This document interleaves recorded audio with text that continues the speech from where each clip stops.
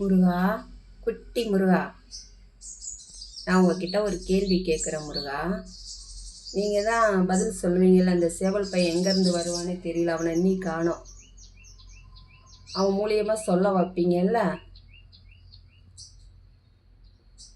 என் தங்கச்சி எனக்கு உடம்பு சரியில்லை, ஆப்ரேஷன் பண்ணாங்க, அதாவது மூக்கு கிட்ட.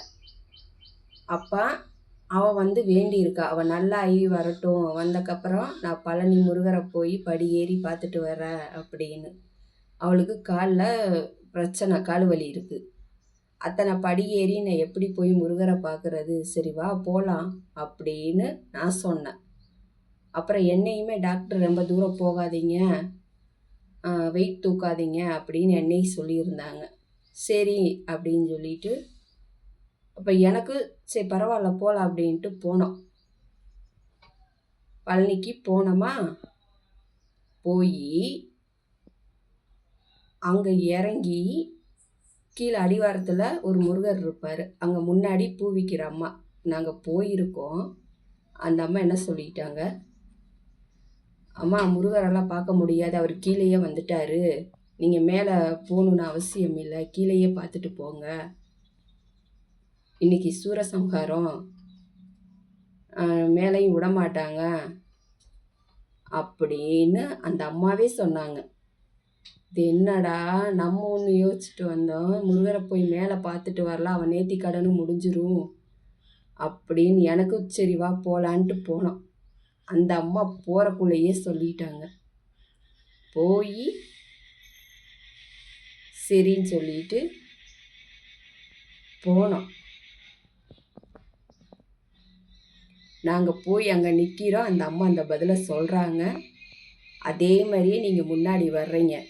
நான் இருந்துட்டு என் தங்கச்சிக்கிட்ட கேட்குறேன், என்ன துளசி, நம்ம வந்துட்டு முருகரை மேலே தானே போய் பார்க்கணுன்னா அவர் கீழேயே வந்துட்டாருன்னு. அதுக்கு அவன் என்ன சொல்கிறா, நம்ம இப்போ ஒருத்தரை பார்க்க போகிறோம், அவர் நம்ம முன்னாடியே வர்றாரு, இது நம்மளுக்கு நல்லது தானே,